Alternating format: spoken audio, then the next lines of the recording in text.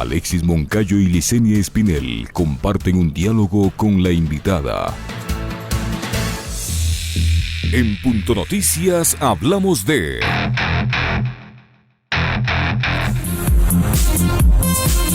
Hasta el 28 de octubre, según el Ministerio de Educación, 69 instituciones del país fueron autorizadas para el retorno progresivo, 15 de Pichincha, 13 de Quito. En estas semanas, los padres de familia llenan encuestas a través de las cuales se les consulta si estarían dispuestos a que sus hijos dejen la educación en línea y prueben lo presencial en grupos. Es parte de la elaboración del Plan Institucional de Continuidad Educativa de cada colegio. Hasta ahora, el retorno progresivo en el sistema fiscal se ha dado en el área rural. 57 de 69 planteles autorizados por el COE son fiscales.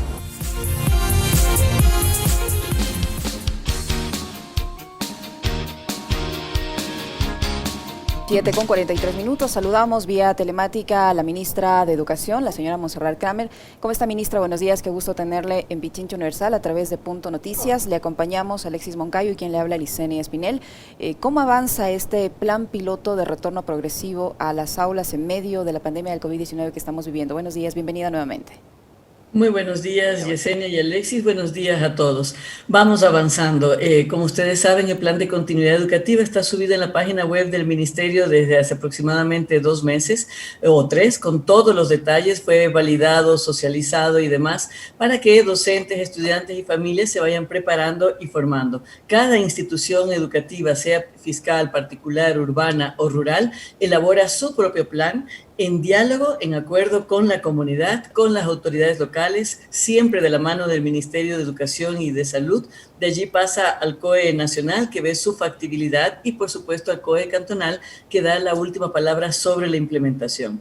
Hasta el momento estamos a través de los pilotajes, se está evaluando semana a semana cómo va fluyendo, y podríamos decir que hasta el momento todo va muy bien y los niños muy satisfechos de volver otra vez a los juegos, a la socialización y al acompañamiento en sus aprendizajes.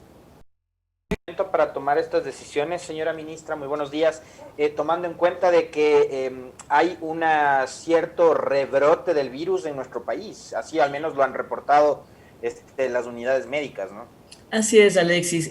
Yo creo que tenemos 8 meses de confinamiento, 8 meses, no lo hubiéramos creído nunca, y hemos llegado juntos a estos 8 meses gracias realmente al contacto permanente entre docentes, estudiantes y familias. Eso lo dicen las encuestas de UNICEF. El 95% de estudiantes y familias dicen que un docente está permanentemente llamando, contactándose y viendo no solamente los aprendizajes, sino también hechos de violencia o psicoemocionales. Sin embargo, 8 meses es 8 meses. Es tiempo suficiente para que las familias responsablemente hayan formado a sus seres queridos en las 3 normas básicas de cuidado en este nuevo escenario que no sabemos cuánto va a durar, que es distanciamiento social, higiene y uso de mascarilla. Solamente pongo a consideración el caso de Europa. Europa está en un segundo rebrote y, sin embargo, si bien los países que sabemos, Alemania, Francia, la ciudad de Madrid, han vuelto al confinamiento casi absoluto de todo, sin embargo, las escuelas y los centros de cuidado infantil tienen obligación de seguir adelante.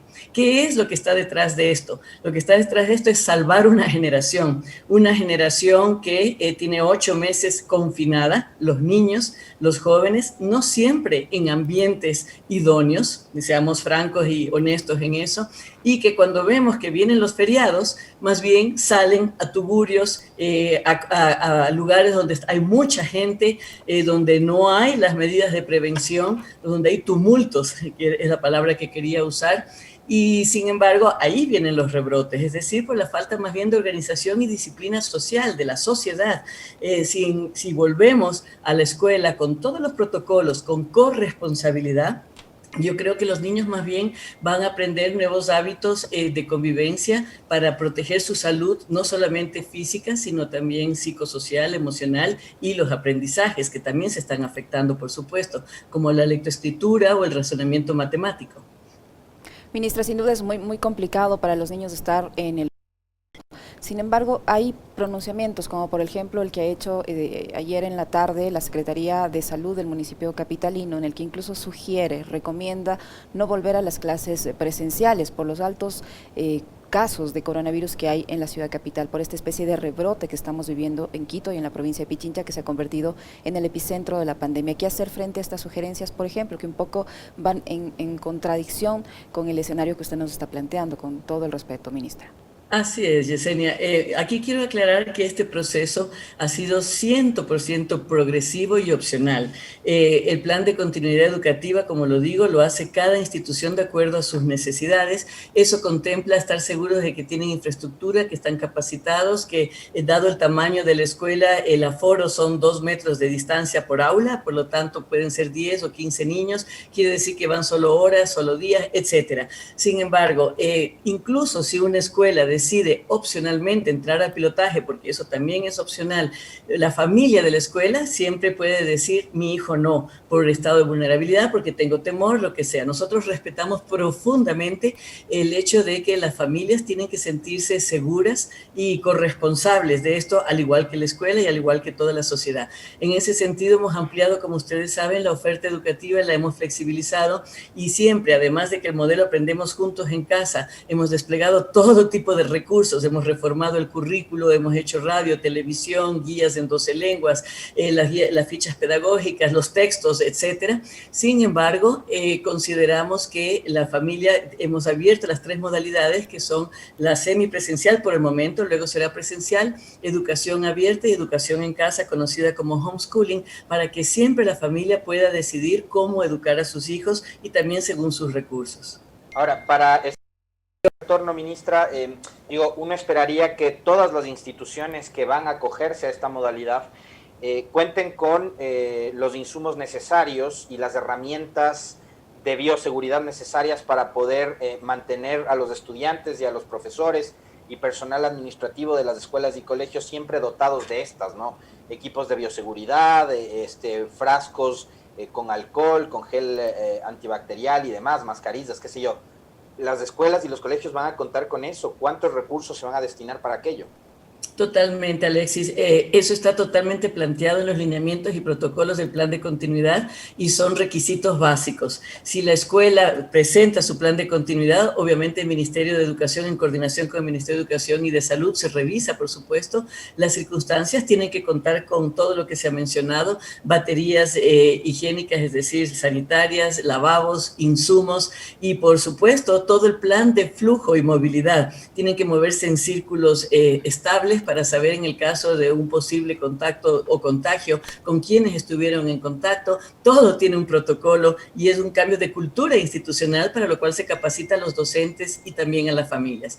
Los recursos, puedo decir que en el caso de inmediato de la Sierra se han emitido $500,000 para la compra de higiene. El caso de mantenimiento de infraestructura, de compra de insumos para higiene, y en el caso de mantenimiento de infraestructura hacemos un diagnóstico muy estricto y riguroso, por supuesto, de que cuenten con todas las baterías sanitarias, lavabos, y de lo contrario no pueden volver. O sea, tan sencillo como eso. La escuela que vuelve es porque está preparada. Si no, sigue esperando y seguimos con Aprendemos Juntos en Casa. Es nuestra obligación garantizar. Fiscales. Por supuesto, particulares y fiscales, urbanas y rurales. ¿Cómo se aplica este plan, ministra, en el sector rural, donde de cierta manera hay un poco más de dificultad en cuanto a servicios básicos? ¿Cómo se está aplicando este plan en el sector rural? Digamos más bien, Yesenia, que en un cierto sentido ellos nos han pedido fuertemente, y nosotros siempre hemos querido hacerlo, ofrecerles garantizar el derecho a la educación. Recordemos que desde marzo, mediados de marzo que estamos, en un inicio, sobre todo con predominio en las comunidades rurales de la Sierra y de la Amazonía, ellos pidieron autoaislamiento para su protección de salud. Sin embargo, siguieron en contacto dentro de su propia comunidad. Hace un par de meses que nosotros anunciamos ya el retorno a clases, empezando con énfasis en la ruralidad, precisamente nos han solicitado que por favor sistematicemos y volvamos a abrir las escuelas. Como son escuelas pequeñas, porque empezamos sobre todo con unidocentes y bidocentes, que en el país son 2.070 en total, Empezamos por allí, son escuelas de 25 a 35 estudiantes. Es el docente el que ingresa fundamentalmente a la comunidad en buen estado de salud, por supuesto, y cumplen con todos los requisitos, porque es mucho más fácil además el mantenimiento de las escuelas que son pequeñas, porque por donde estamos empezando.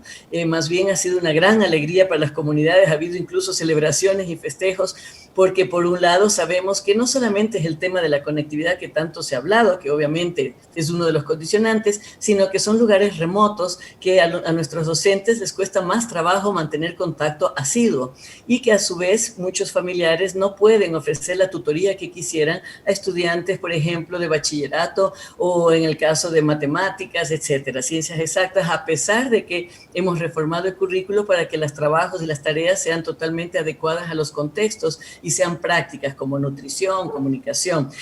Por lo tanto, el retorno progresivo de las escuelas rurales en forma de pilotaje y en acuerdo con las comunidades ha sido más bien una excelente dinámica de unión escuela y familia y la conformación de la escuela como un centro de desarrollo de la comunidad. Y más bien hasta el momento ha sido realmente una excelente solución para paliar el posible abandono escolar, que es lo que más nos preocupa. Un chico que abandona la escuela se perjudica su calidad de vida para siempre. Y eso nos tiene que preocupar mucho por la persona, pero también por el país. Ministra, hasta el momento, permítame, Alexis, solo una cosa más sobre este tema, la ministra. Hasta el momento, ¿cuántas escuelas a nivel nacional están en este plan piloto de retorno a clases? A nivel nacional me refiero. Y si dentro de estas escuelas que ya están en las aulas de forma presencial se han producido algún caso de contagio entre los alumnos o entre el personal docente. Sí, en el momento tenemos 12 particulares que han recibido la autorización del COE, tenemos 79 en total entre particulares y fiscales. Los estudiantes, porque recordemos que se les hace una encuesta en realidad o se pide la autorización a las familias, y aquellas que han retornado no están yendo el 100% de estudiantes, porque hay familias que deciden opcionalmente no enviarlo.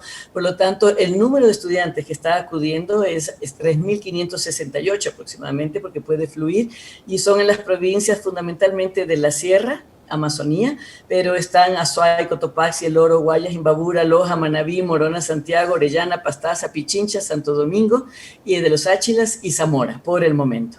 Eso en cuanto, esa fue la pregunta y no me acuerdo qué otra, sí, se ha producido se ha habido contagio.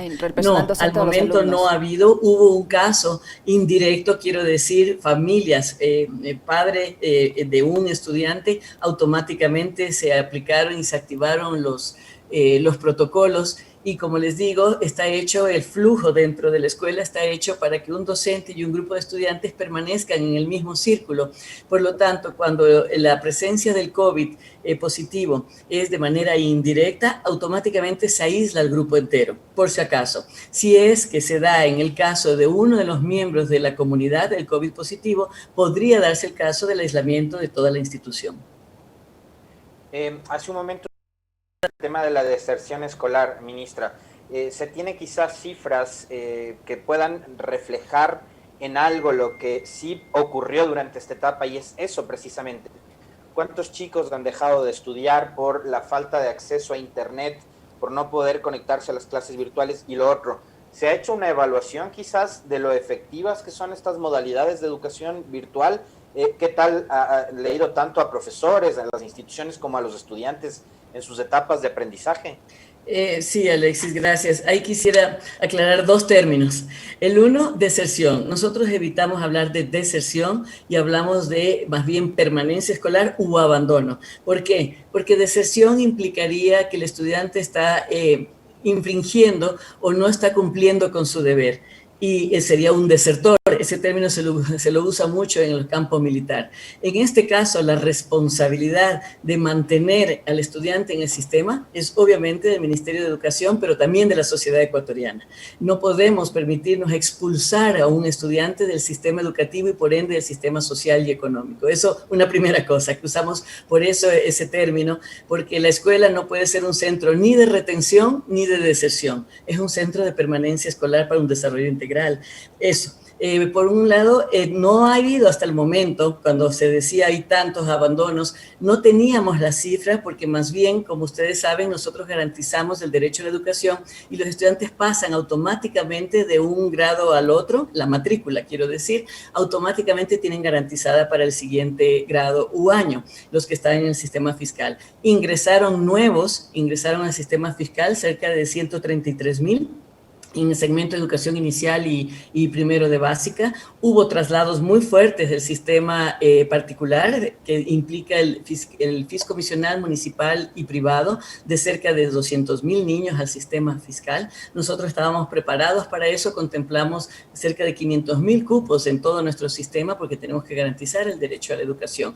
Eso en cuanto a eso. Sin embargo, sabemos que, dado los 8 meses de confinamiento, en un momento dado no basta el tema, y ese es el otro término que quería aclarar, no basta las formas de contacto que tenemos. Lo virtual es una de las formas. Aprendemos juntos en casa, hasta sabemos muy bien que hemos subido el punto, antes estábamos en un 30% de promedio de conectividad, estamos cerca del 45% en estos momentos, sin embargo, obviamente no es suficiente. Por eso no hablamos solo de educación virtual, hablamos de más bien educación híbrida, remota, con el modelo Aprendemos Juntos en Casa, porque implica todo tipo de despliegue de recursos para garantizar que ellos puedan, con autonomía, responsabilidad, contacto y seguimiento de los docentes, seguir adelante.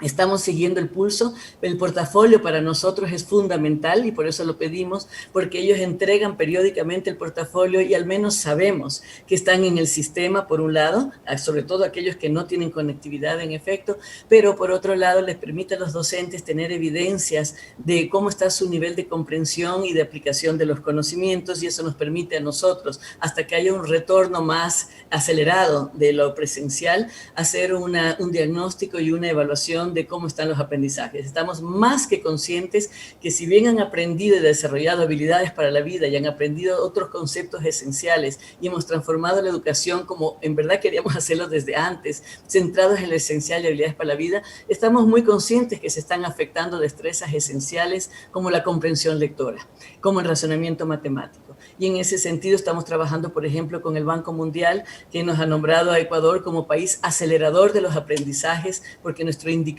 de comprensión lectora lastimosamente es muy afectado a nivel incluso regional, no ahorita. Estoy hablando en el Sistema Nacional de Educación. Históricamente no hemos logrado, a pesar de que ha habido avances, tener un indicador satisfactorio de comprensión lectora. Por lo tanto, entramos en un programa fuerte e intensivo, tanto de permanencia escolar, con toda una estrategia intersectorial, como también para fortalecer este indicador, que es la habilidad de comprensión lectora, de aquí a 5 años. Ministra, estas dificultades que sin duda son evidentes, como usted lo reconoce y como lo indican incluso estudios de UNICEF, ¿se pudo ver reflejada, por ejemplo, en los exámenes para terminar la educación del bachillerato que se dio hace poco para el ingreso a la universidad? ¿Se pudo ver reflejado estos vacíos en los puntajes que obtuvieron los estudiantes? Más bien, bueno, en un cierto sentido no podemos decir, porque cambiamos, como ustedes saben, totalmente la forma de promoción de bachiller.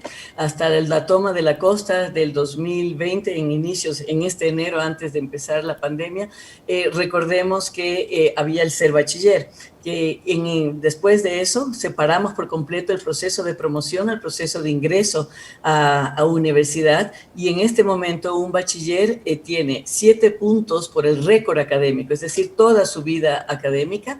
Para ser mucho más justos, tiene 1 punto por el proyecto de participación ciudadana, lo que hace una cosa mucho más experiencial, vivencial, de solución de problemas y vinculación a la comunidad, y 2 puntos por el proyecto de grado. Es un proyecto que se le da todos los lineamientos 2 meses de anterioridad para que pueda investigar, solucionar problemas también de su contexto, analizar casos, investigar también desarrollo de destrezas de investigación y con una visión interdisciplinaria.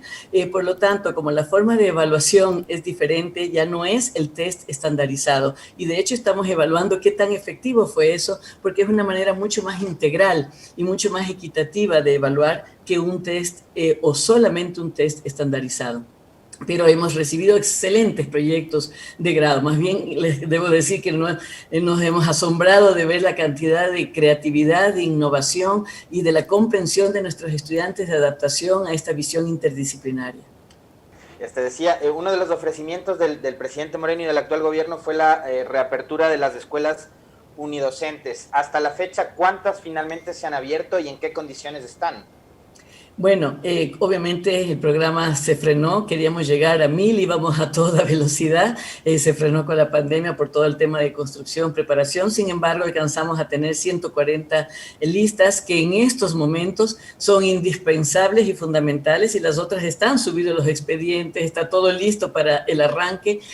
Como sabemos son gestiones más bien rápidas, pero todavía no lo podemos hacer, estamos haciendo énfasis en las que están listas, que en estos momentos son realmente indispensables justo para el retorno a clases en comunidades más remotas y que nos sirven para el desarrollo completo y la integración e incorporación de la comunidad, porque no queremos que sea solamente una escuela donde va educación básica y se queda solo en el trabajo escolar. Las escuelas se convierten ahora en un centro de desarrollo comunitario. Podemos ofrecer otro tipo de servicios, incluso estamos invitando a que niños del MIES también se incorporen, pero también servicios de vacunación, de nutrición, como siempre lo hemos hecho, trabajo de formación y capacitación a las comunidades, huertos, etcétera. Ministra, está previsto que el día de mañana se lance una campaña como la campaña de educación Todos ABC. ¿En qué consiste esta campaña? Bueno, mañana lo que empezamos ya es prácticamente el ciclo de Todos ABC. Las matrículas de la convocatoria ha sido durante todo este tiempo. Invito y sigo invitando a todos a que se incorporen. Es para estudiantes del Ecuador y también ecuatorianos del extranjero. Todos ABC, el programa Todos ABC, contempla a todas aquellas personas que por alguna razón se desconectaron y interrumpieron sus estudios por trabajo o por cualquier razón interrumpieron los estudios, pueden retomarlos y finalizar. Hemos tenido un crecimiento muy fuerte, incluso al momento tenemos cerca de 80,000 personas que inician este nuevo ciclo 2020-22 y así terminan sus estudios. Más bien en ese sentido es muy interesante ver la concientización que ha habido por la crisis y el incremento que hemos tenido de retorno al sistema de educación de personas de más de 15 años, de 20, de 30, de 40. Ustedes vieron el hermoso video del último hielero de Chimborazo que se acaba de graduar, justamente de todo su programa ABC, el orgullo que siente de su crecimiento personal, a la edad que sea, en el lugar que sea. Y eso es Todos ABC. Ministra, los profesores que van a retomar nuevamente las clases presenciales, ¿se les va a aplicar obviamente pruebas? ¿Cuál va a ser el protocolo para ellos, para descartar que tengan algún síntoma o algún problema con el virus? En realidad nosotros como Ministerio de Educación trabajamos muy de la mano del Ministerio de Salud, pero no está dentro de nuestras competencias ni tampoco posibilidades el implementar pruebas permanentes, y sabemos que las pruebas rápidas más bien son de anticuerpos y que por lo tanto es muy difícil prever los plazos y el nivel el punto exacto de contagio. Pero obviamente tienen que estar bien de salud, y lo que sí tenemos es un sistema de información permanente, de corresponsabilidad. Cuando hay la menor sospecha, se activan los protocolos de manera inmediata, no corremos riesgos hasta que se haga precisamente la prueba. Si es que hubiese la menor sospecha, no solo del docente, sino de todas las personas que lo rodean. Tenemos también un cuerpo de vigilancia médica que pertenece, además de trabajar con el Ministerio de Salud, que pertenece al Ministerio de Educación, que son cerca de 198 profesionales que están pendientes a lo largo del país, vigilando todo el sistema de retorno a clases, más la línea 171 en caso de la menor sospecha, pregunta o inquietud. Ministra, para finalizar, porque sabemos que tiene otro compromiso, ¿tienen cifras de cuánto asciende el número del personal docente que tiene coronavirus? Porque sabemos, nos están denunciando por redes sociales que hay profesores que están enfermos. ¿Ustedes tienen cifras de profesores que estén con la enfermedad y que por esto no tenemos puedan laborar? cifras exactas, porque recordemos que nuestros docentes están en teletrabajo desde mediados de marzo. Cuando nosotros hacemos entrega de alimentación escolar o pedimos los portafolios o se entregan los textos, convocamos opcionalmente a los docentes que vengan de manera voluntaria, cosa que no me canso de agradecer, que hemos tenido siempre una excelente respuesta de parte de nuestros docentes. Se unen las familias porque es por el beneficio de la comunidad. Han sido encuentros muy solidarios, pero nuestros docentes tienen 8 meses en teletrabajo, por lo tanto no tenemos cifras exactas. Le queremos agradecer, ministra, por habernos acompañado en esta entrevista y hacerle llegar nada más un mensaje de las personas que se comunican a través de nuestras redes sociales, en el sentido de que deben aprovechar estos días en que no todas las instituciones educativas están en clases presenciales para hacer un recorrido por las mismas, porque según denuncias de los padres de familia, en algunas escuelas de Quito, fiscales sobre todo, no están en condiciones de volver a clases, pues no tienen los elementos suficientes como los lavabos, el agua, los baños, etcétera. Son denuncias en redes sociales, ministra, que le hago llegar para que la tomen en cuenta. Eso estamos haciendo, y si no están listas no vuelven a clases, así que es interés de todos el que estén listas para volver. Muchísimas gracias, ministra. Ingrese a nuestro sitio Facebook Pichincha Comunicaciones.